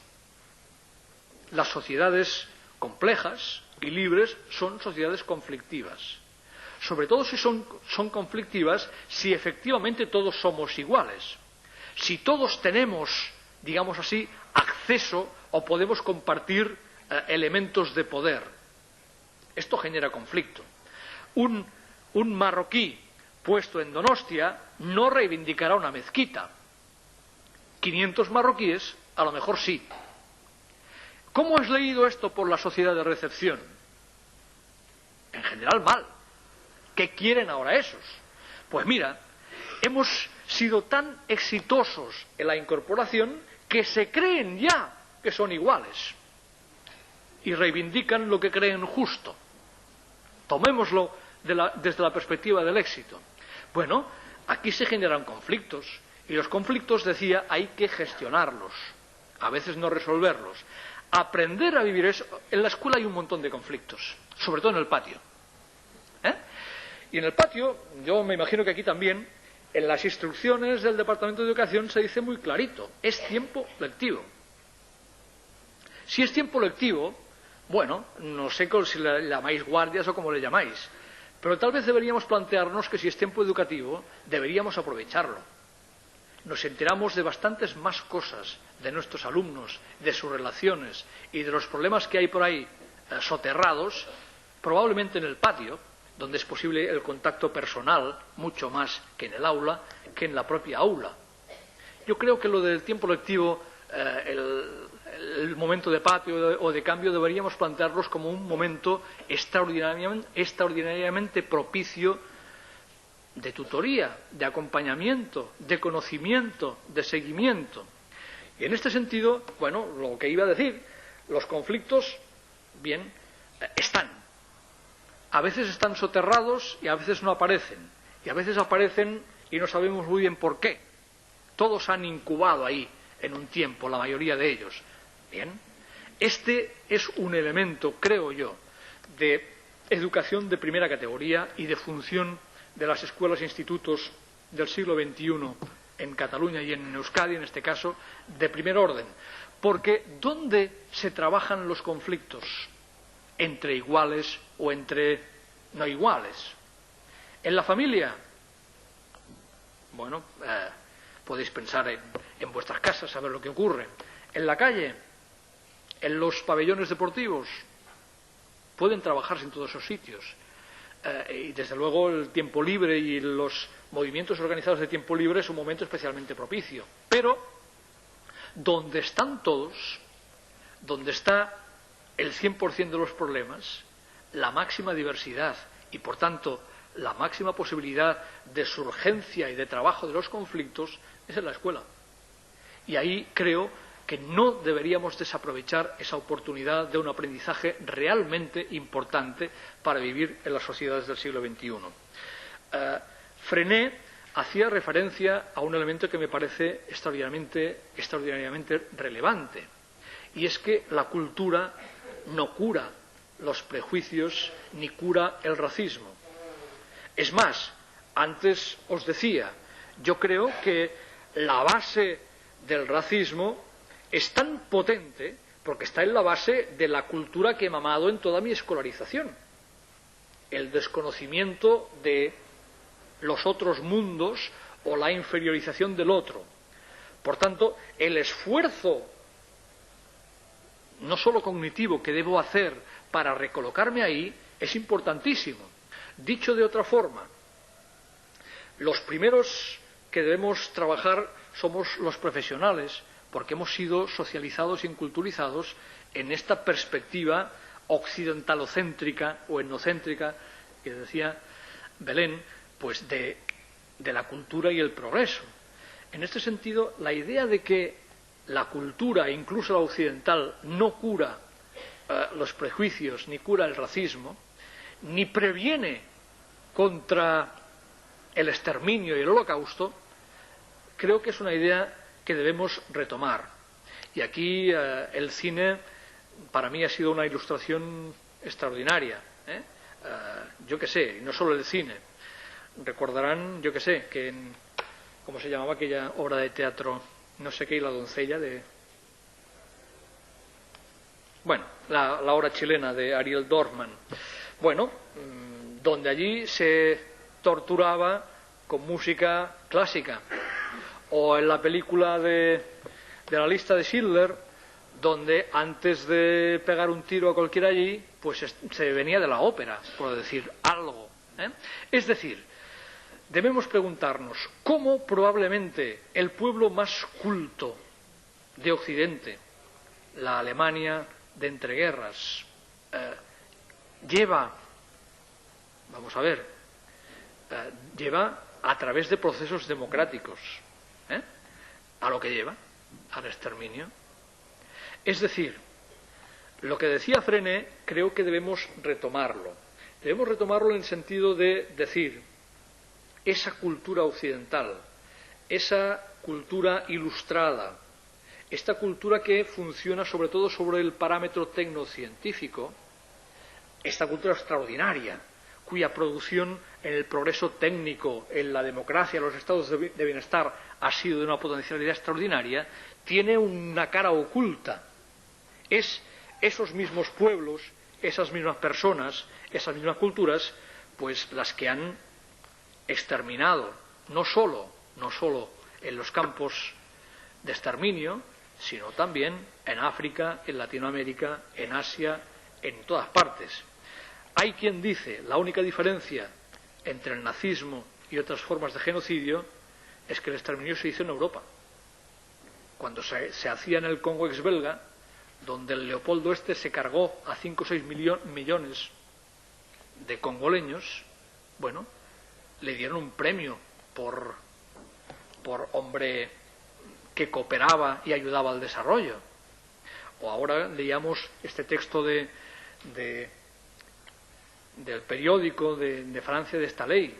Bueno, sabemos algo de lo que pasó con Francia en Argelia y en otros países del norte de África, sabemos algo.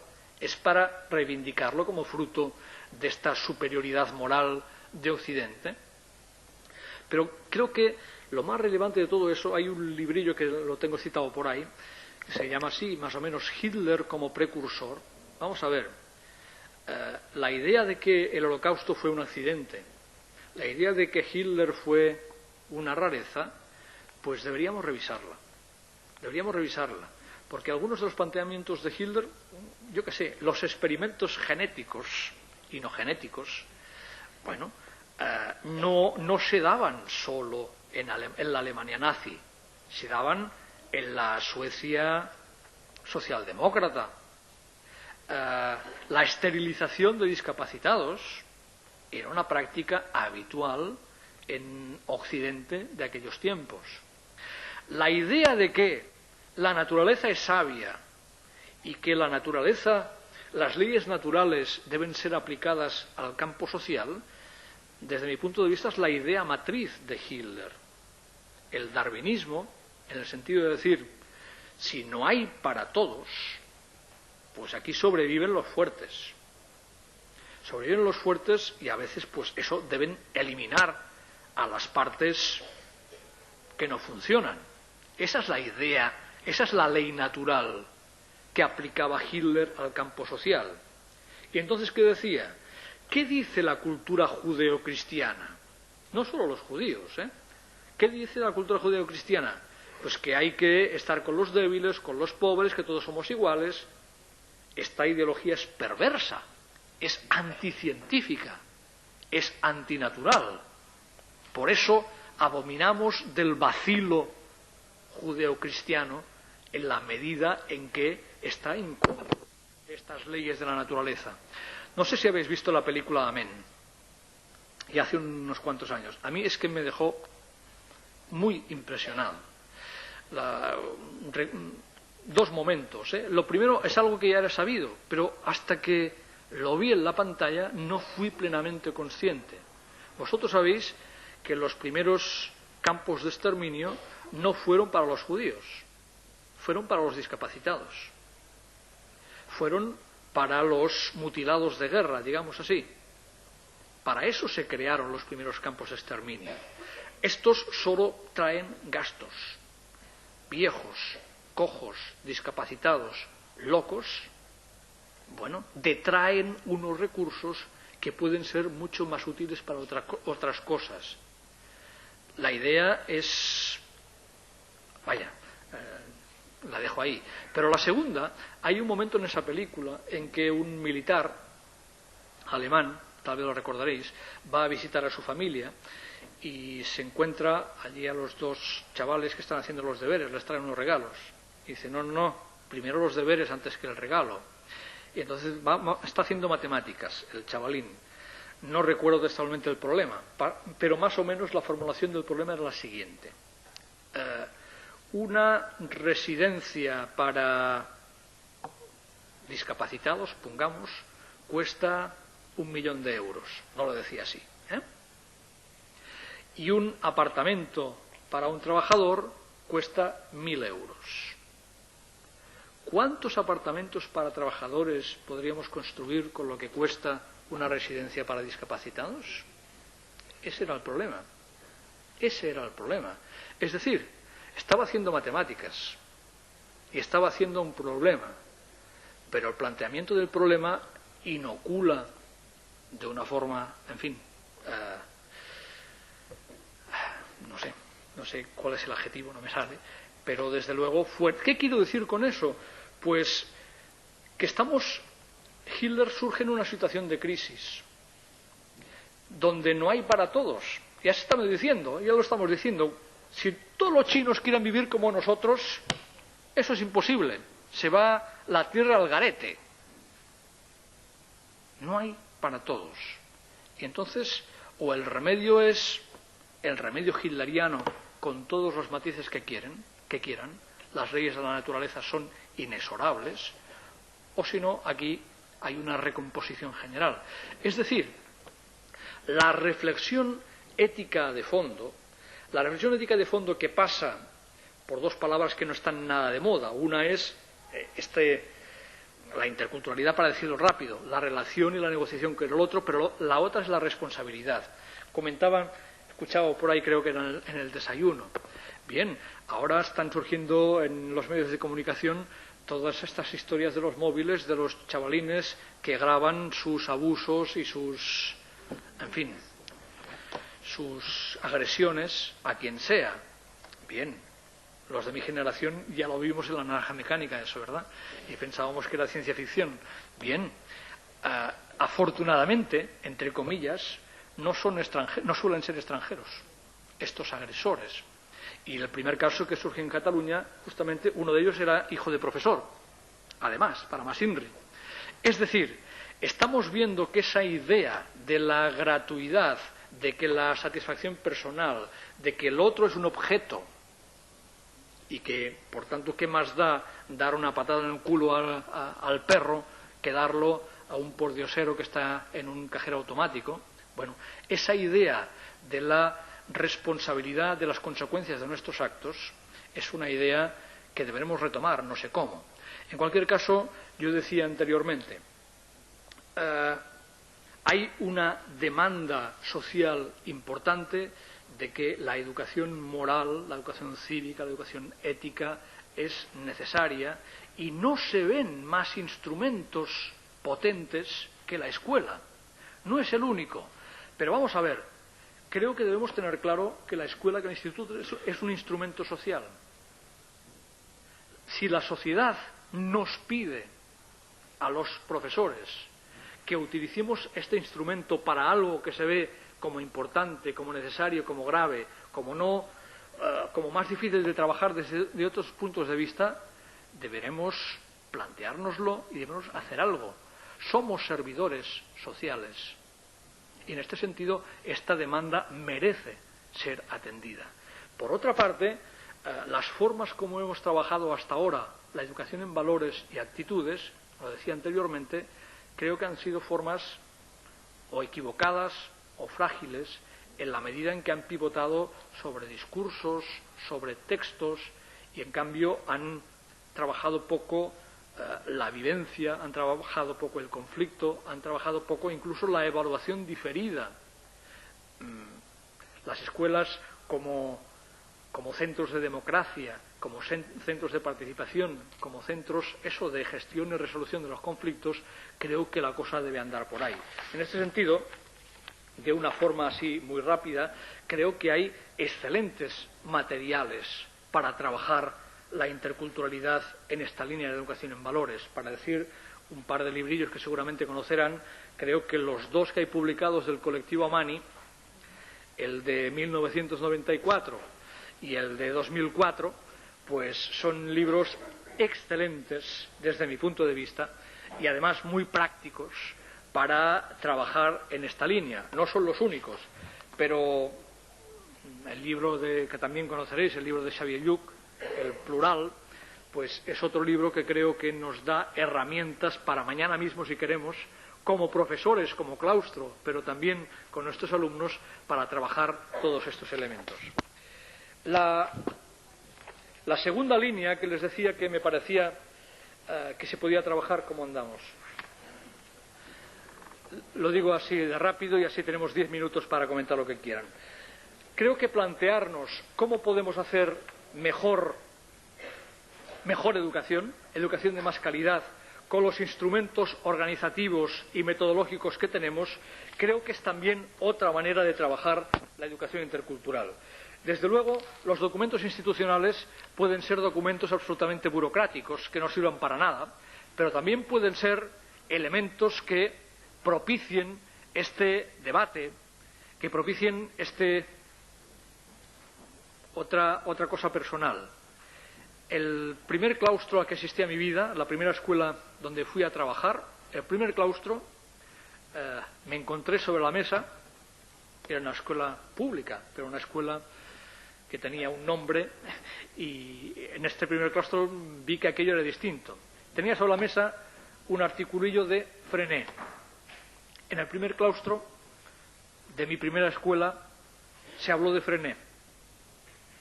No lo he visto otra vez en ninguna otra escuela, pero eso ocurrió. ¿Qué quería decir con eso?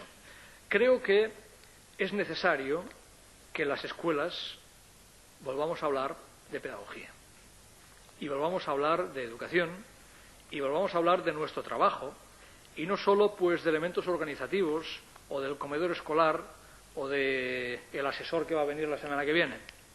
Es decir, en las cuestiones de interculturalidad, algunos de los elementos que aquí se han podido plantear deben ser objeto de debate, deben ser objeto de verbalización, de clarificación por parte de todos. Yo les digo a mis estudiantes que la clarificación solo se produce cuando lo hablo o lo escribo. Mientras no se produce eso, todo está ahí metido en un totum revolutum difuso. Ese esfuerzo de verbalizar, y si puede ser verbalizar con el otro, que puede contradecirme, que puede criticarme, que puede plantear otra forma de ver la cosa, creo que es un elemento de primer orden para poder avanzar en esta línea. Y eso tiene que ver, les decía, con estos aspectos metodológicos y organizativos. Antes he hecho una alusión muy rápida y ahora también a lo de los grupos por nivel o los grupos homogéneos. Bien, hay investigación suficiente sobre el tema y por tanto deberíamos tener las cosas claras. Pero hay más cosas. Hay elementos del aprendizaje que también sabemos que son más potentes. Vamos a ver. Para el aprendizaje de la lengua, para el aprendizaje de la gestión de los conflictos, para aprovechar más el tiempo educativo, sabemos que si todo debe pivotar por la relación entre el profesor y el conjunto de los alumnos, eso es extraordinariamente limitado. Si sabemos que en nuestra práctica cotidiana, cosas que no preguntamos al maestro, sí las preguntamos al colega que está ahí, y a veces como táctica o a veces como fórmula, pues consigue que yo pueda resolver algunos problemas, pues deberíamos aprovechar ese potencial. Igualmente que antes hacía alusión a Internet y a las nuevas formas de acceso a documentación.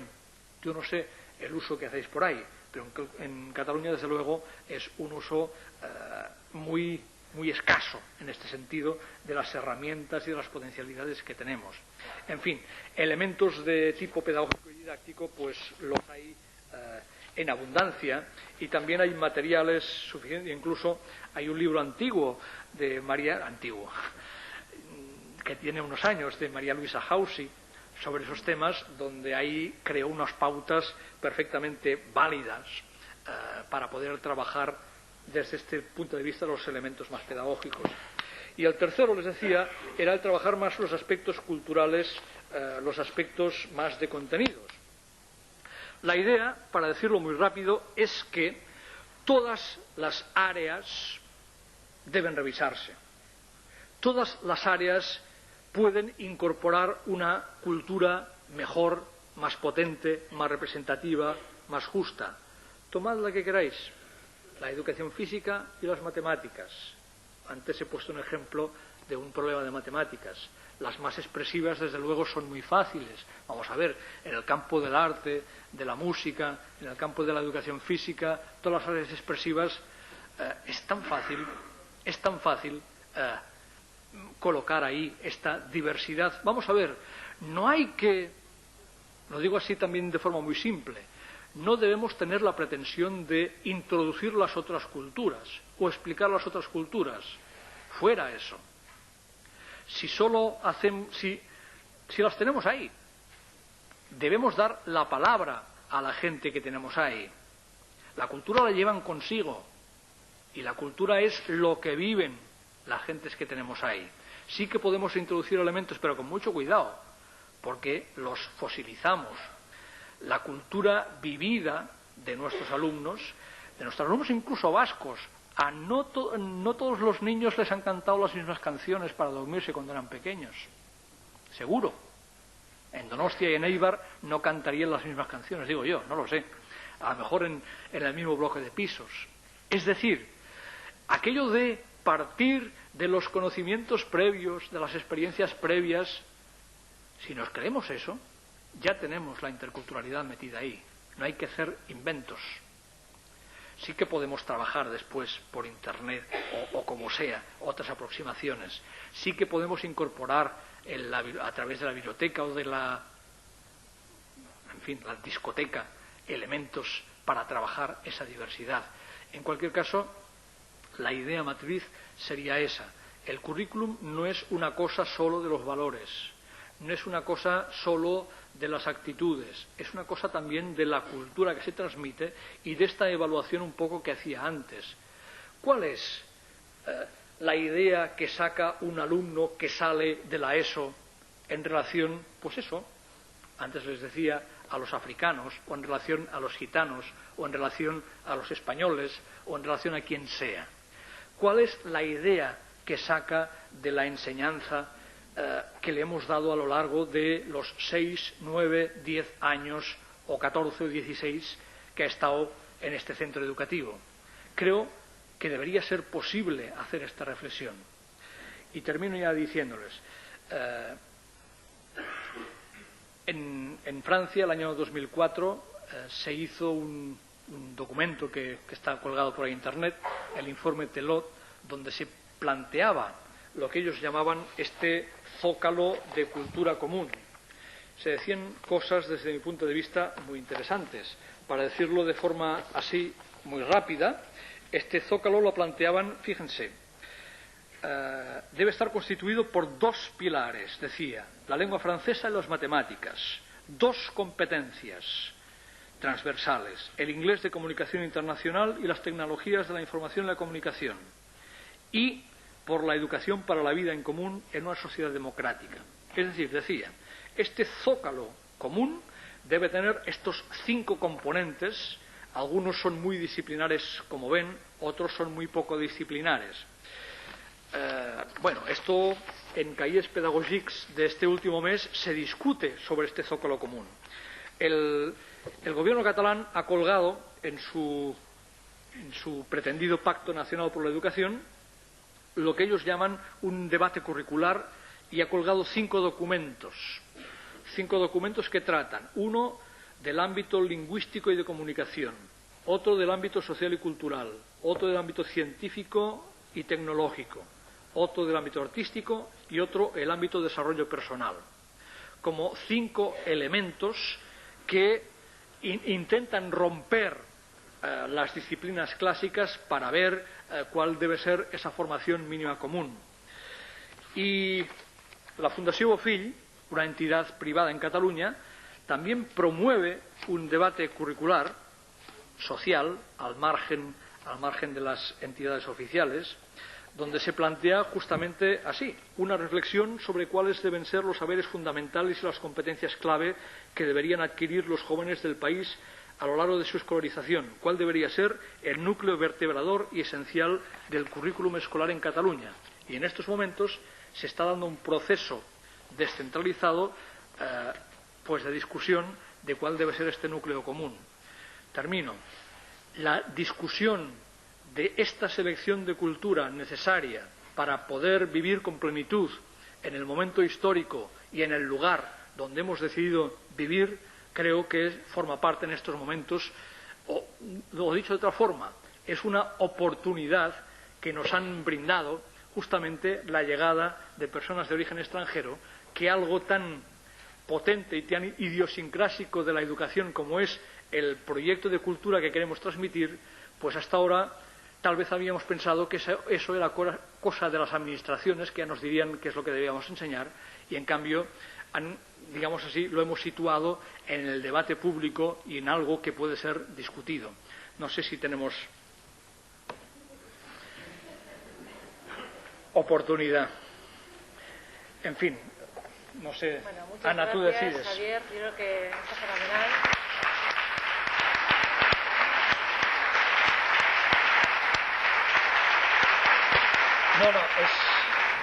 Espero que los que estéis mañana pues podamos sí discutir algunas de estas cosas, y a los que no estaréis, pues gracias por vuestra paciencia, fundamentalmente.